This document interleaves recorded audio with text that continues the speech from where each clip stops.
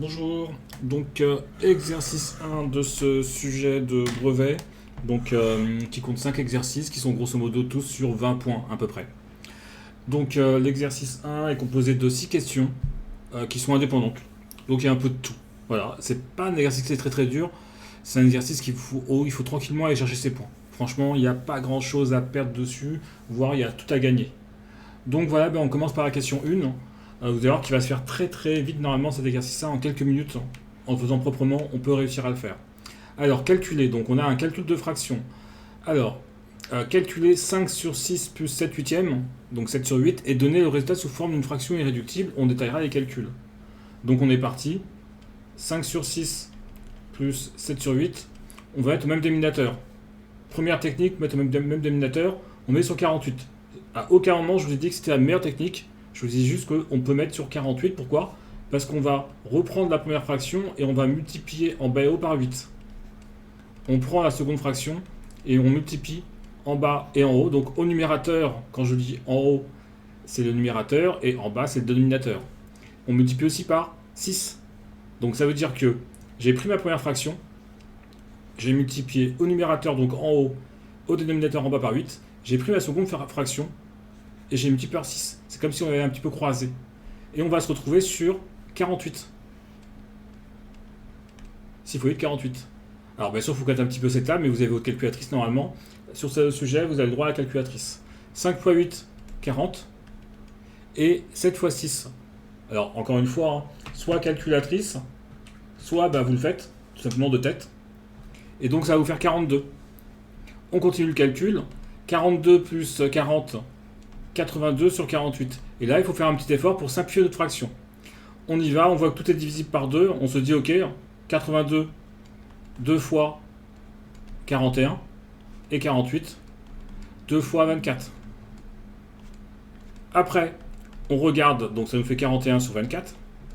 Et on regarde toujours le nombre le plus simple, c'est 24. Et on regarde comment il peut se décomposer. 24, c'est 2 fois 12. Et dans du 12, c'est comme si j'avais 2, et 12 c'est 3 fois 4. Et 4 c'est 2 fois 2. Donc en gros, dans 24, j'ai que du 2 et du 3. Est-ce que 48 est divisible par 2? Non, puisqu'il ne se finit pas par un nombre pair. Ce n'est pas pair. Est-ce que 41, et je sais plus ce que j'ai dit 41, oui, donc est-ce que 41 est divisible par 2? La réponse est non. Et est-ce que 41 est divisible par 3? La réponse est non, et non, puisque quand j'ai 41, pour savoir si c'est divisible par 3, je fais 4 plus 1. Ça fait 5, et 5 n'est pas divisible par 3. Ça veut dire que je ne vais pas pouvoir simplifier plus ma fraction. Et donc je vais m'arrêter là. Donc c'est mon résultat final. Vous vous souvenez de ce que je vous ai dit au début? Je vous ai dit que ce n'était pas la meilleure méthode. Donc je reprends mon début. 5 sur 6 plus 7 sur 8. Et tout simplement, plutôt que de passer sur 48, je réfléchis et je cherche ce qu'on appelle un dénominateur commun entre 6 et 8. Le dénominateur commun, ça va être 24. Ça veut dire que je vais multiplier 6 par 4, et donc je multiplie 5 par 4 aussi. Et pour le 7 huitième, je vais multiplier au numérateur, donc au-dessus, et au dénominateur, donc en dessous, par 3. En haut, ça fait 20. 5 fois 4, ça fait 20. En bas, 6 fois 4, 24, et 8 fois 3, 24. Je suis au même dénominateur. Plus 21. 7 fois 3, 21. 20 plus 21, ça fait 41 sur 24. Et là, je suis déjà simplifié et j'obtiens mon même résultat qu'ici. Alors, est-ce qu'il y a une méthode qui est meilleure que d'autres? Cette méthode-là est plus efficace. Elle permet de faire moins de calculs. Donc, on essaie toujours de mettre au même dénominateur, mais avec le dénominateur le plus petit possible. Si vous n'y arrivez pas, vous faites ça. D'accord? Alors, par contre, ne faites pas le calcul à la calculatrice. Si vous faites 5 sur 6 plus 7 sur 8, vous tapez la calculatrice, vous allez obtenir 41 sur 24. Moi, je suis enseignant correcteur du brevet. Clairement, je vous mets 0 point. Tout simplement. C'est pas un brevet calculatrice. On ne vous demande pas de savoir appuyer sur 4 touches pour faire avoir des points au brevet. D'accord? On passe à la question suivante. Donner sans justification la décomposition à facteur premier de 198 et 84. Je vous rappelle donc qu'un nombre premier, c'est un nombre, donc un nombre NB pour nombre premier, c'est un nombre qui est divisible par 1 et par lui-même. mais seulement par 1 et par lui-même. Par exemple, 3 est divisible par 1 et par 3. C'est un nombre premier. Par contre, 4 est divisible par 1, par 2 et par 4. Ce n'est pas un nombre premier. Attention, 0, il est divisible par 1, mais il n'est pas divisible. Ça n'existe pas 0 sur 0. 0 n'est pas divisible par lui-même. Donc ce n'est pas un nombre premier. Donc on est parti. On veut des facteurs. Facteurs, ça veut dire des multiplications. Donc en gros, il faut décomposer 198. Vous avez le droit à la calculatrice. C'est pour ça que c'est marqué données sans justifier. Donc, déjà, 198, c'est divisible par 2. Et ça va nous faire 2 fois 99. Vous pouvez vérifier la calculatrice, ou le faire à la calculatrice de toute façon. On sait que c'est divisible par 2 parce que ça se finit par 8. 99, on sent que c'est divisible par 3. Donc c'est 3 fois 33. 3 fois 3, 9. 3 fois 3, 9. Et 33, on sait que c'est divisible par 11. Donc ça nous fait 2 fois 3. Et 33, c'est 3 fois 11. Encore une fois, vous pouvez le faire à la calculatrice. Donc vous pouvez l'écrire comme ça. Ou 2 fois 3 au carré fois 11. 84, c'est 2 fois 42. 42, c'est 2 fois 21. Ça veut dire que le 42 qui est ici, j'ai mis que c'était 2 fois 21 ici. Et on finit, ça nous fait 2 fois 2 et 21, c'est 3 fois 7. Voilà pour ma décomposition. Pareil, vous pouvez écrire 2 au carré fois 3 fois 7. Je vais retirer ça. Apprenez la définition de nombre premier. C'est au programme de 3e. Vous pouvez la voir sur la vidéo nombre premier tout simplement. Donc vous tapez, vous allez sur les playlists, sur la chaîne YouTube. N'hésitez pas à vous y abonner. Si vous êtes en 3e, vous allez voir très rapidement plein de vidéos sur le programme de seconde, maths et physique, première, si vous faites spécialité maths, maths complémentaires pour un terminal, etc. Vous aurez tout ce qu'il faut et vous aurez des préparations pour vos contrôles. Ça veut dire que vous aurez qu'à aller sur la playlist qui vous dit, par exemple, si vous êtes en première et que vous avez un contrôle sur le produit scalaire, vous aurez le cours en vidéo et surtout des exercices types de contrôle. Donc abonnez-vous, je peux vous assurer que ça va vous servir pour les années qui viennent. Voilà, on continue. En déduire la formule irréductible. Tout simplement, on vous demande de simplifier au maximum votre fraction. On a déjà fait l'effort de décomposer 198. Donc ça nous fait 2 fois 3 fois 3 fois 11 sur 84, 2 fois 2 fois 3 fois 7. J'enlève mes 3, j'enlève mes 2. En haut, il va me rester 3 fois 11, 33, et 2 fois 7 en bas, 14. Voilà. Alors, j'ai pas de jolie calculatrice, parce que j'aurais bien vérifié, mais on sait jamais. Même moi, je fais des erreurs. En plus, il est tard. On va dire que ça fait ça. Et donc 2,35 et 33 divisé par 14. Donc j'ai une calculatrice tout pourrite, avec 4 boutons. Mais voilà. Donc j'ai vérifié. Pas fait d'erreur, même s'il est tard. Ça va. On passe à la question 3.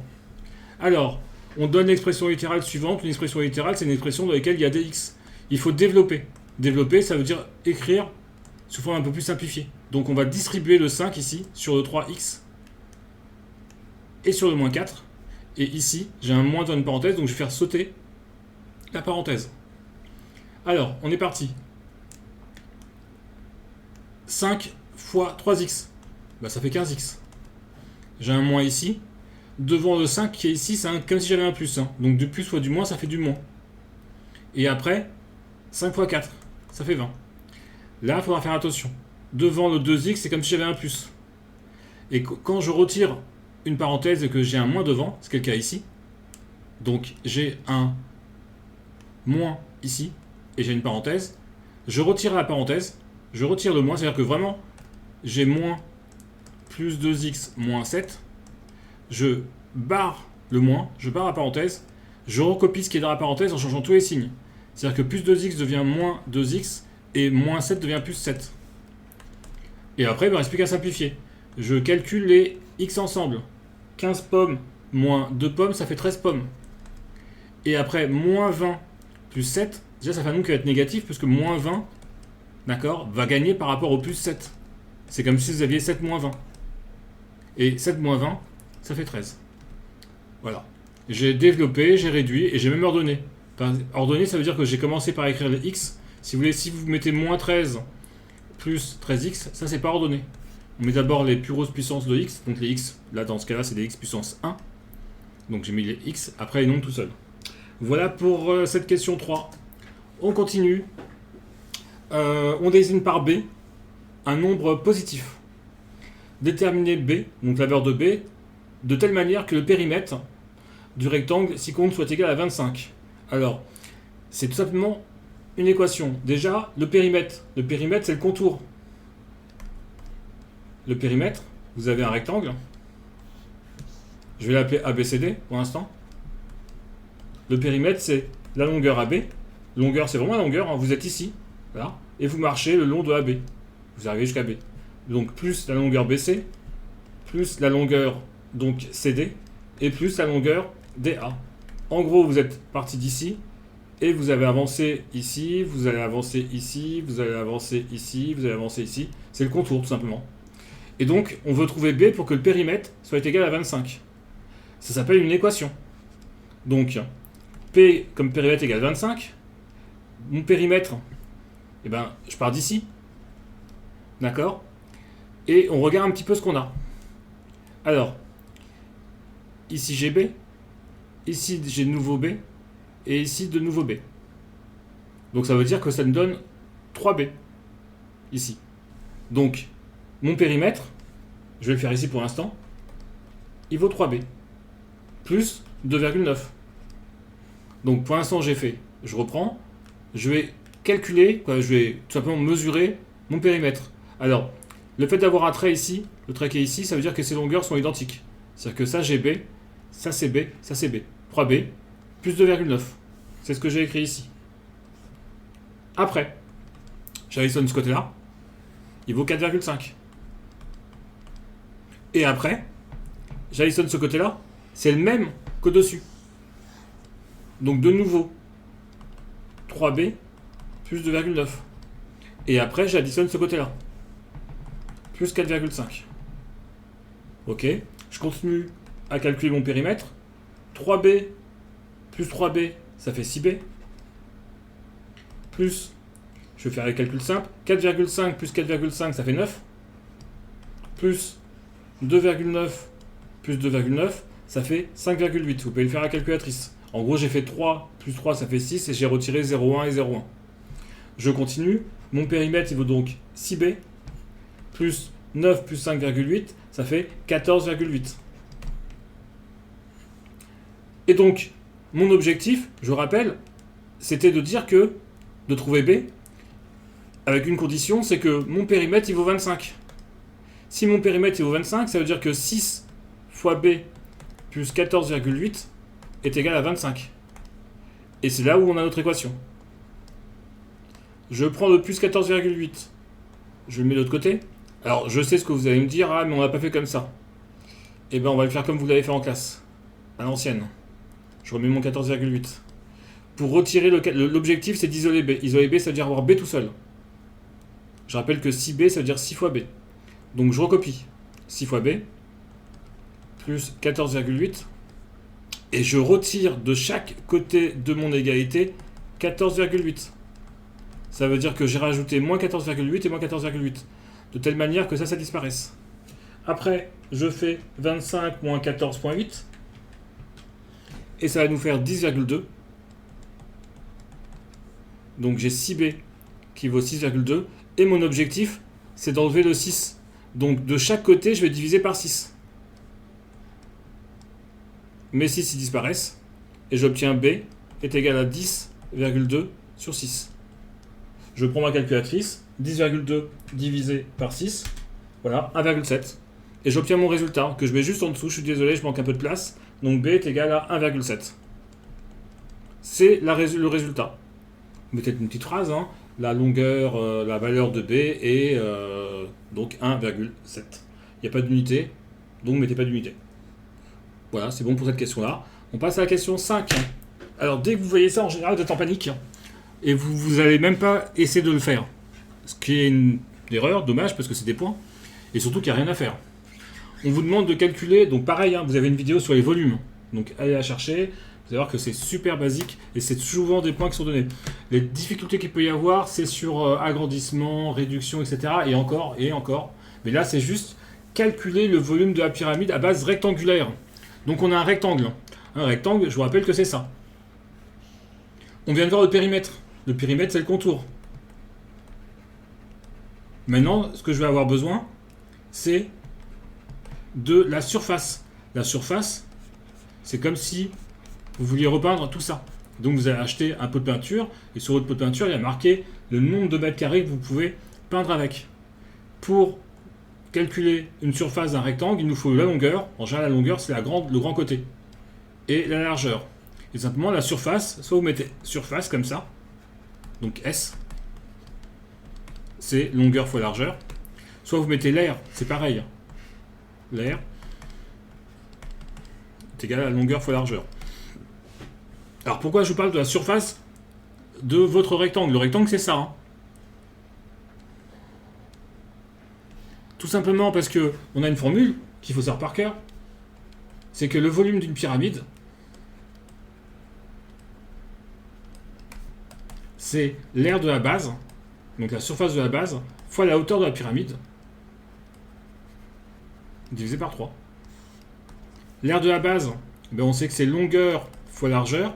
La hauteur, c'est SH, je vais garder H pour l'instant, pour hauteur, divisé par 3, et c'est parti. La longueur, c'est 4. La largeur, c'est 3. La hauteur, c'est SH, c'est 6. Le tout divisé par 3. J'enlève mon 3, j'enlève mon 3. Et j'obtiens 4 fois 6, 24. Et donc, vous mettez une petite phrase, le volume de la pyramide est de 24. Alors, vu qu'on n'a pas d'unité, on ne vous dit pas c'est des centimètres. Si on était en centimètres, vous mettriez centimètres cubes. Si on était en mètres, mètres cubes. Ou décimètres cubes. Mais là, est de 24, tout simplement, il n'y a pas d'unité, vous allez mettre unité de volume. Alors ça peut vous paraître bizarre, hein, mais quand on n'a pas d'unité, on met juste unité. Donc 24 en quoi? En unité de volume. Voilà tout simplement ce que ça veut dire. C'est pour dire que c'est bien des volumes. Voilà pour cette question 5. Comme je vous l'ai dit, hein, il n'y avait rien, mis à part connaître la formule. Question 6. C'est une augmentation ou une diminution. Donc le nombre d'habitants d'une ville a augmenté de 12% entre 2019 et 2020. Donc on a une valeur initiale et une valeur finale. VI comme initiale et VF comme finale. Et on a plus de 12%. On vous dit que cette ville, elle compte 2020. Ah pardon, pas 2020. Donc en 2020, cette ville compte 20 692 habitants. Donc ça, c'est ma valeur finale. Mon 12%, il n'a pas changé. Et la question, c'est de calculer la valeur initiale. Alors, vous avez plusieurs méthodes pour y arriver. Tout simplement, je vais vous donner la méthode la plus simple. D'accord? Vous avez une vidéo, plusieurs vidéos même sur les augmentations, les diminutions, etc. Le plus simple, à mon avis, c'est d'utiliser le coefficient multiplicateur de CM. Il vaut 1 plus T sur 100. Le CM, donc il vaut dans ce cas-là 1 plus 12 sur 100. Vous pouvez faire la calculatrice. Le CM, il vaut 1,12. Tout simplement. Et après, donc ça, c'est pas la réponse. Hein. La réponse, c'est VI. Le CM, il sert à quoi? Il sert, quand vous avez ce schéma-là, il sert à dire que la valeur finale, c'est la valeur initiale fois le CM. C'est à apprendre par cœur. Nous, on cherche la valeur initiale. Donc, ce qu'on fait, c'est qu'on divise partout par CM. Comme ça, ici, j'enlève les CM et j'obtiens, donc je recopie tel quel, VI égale VF sur CM. Si vous préférez, je remets ici, VI est égal à VF sur CM. VI, c'est la valeur initiale qu'on cherche, égale 20 692 sur votre CM qui vaut 1,12. On prend sa calculatrice, 20 692, là on n'a pas le choix, la calculatrice c'est quand même mieux. Hein. 20 692 divisé par 1,12. Vérifiez, hein, parce que j'ai vraiment une calculatrice qui n'est pas terrible. Et on a 18 475 habitants. Donc mettez une phrase. Hein. Le nombre d'habitants de cette ville en 2019 était de 18 475. Voilà. Je répète comment on a fait. On a ce schéma-là de base. celui-ci. À partir du moment où on a ce schéma de base, on calcule le CM. Et après, une fois qu'on a le CM, donc le CM c'est 1 plus T sur 100, c'est facile à calculer parce qu'on connaît le taux. On a une formule qui nous lie, ici, la valeur finale et la valeur initiale. La valeur finale, c'est la valeur initiale fois le CM. Si on cherche la valeur finale, il n'y a aucun souci, on n'a rien à faire, on remplace la valeur initiale et le CM, mais là, on cherchait la valeur initiale. Donc on veut isoler ce que j'ai entouré. Donc, ici, on va retirer CM, on le met de l'autre côté en division, on obtient cette formule-là, et il ne nous reste plus qu'à remplacer. Voilà pour cet exercice, qui était quand même assez rapide. C'est quasiment, c'est sur 100 votre brevet. C'était sur 20 points, 22 points cet exercice-là. Donc grosso modo, c'est 4 points. 4 points sur 20 qui sont donnés, parce que là franchement, on n'est que sur du basique. C'est une bonne introduction pour notre brevet.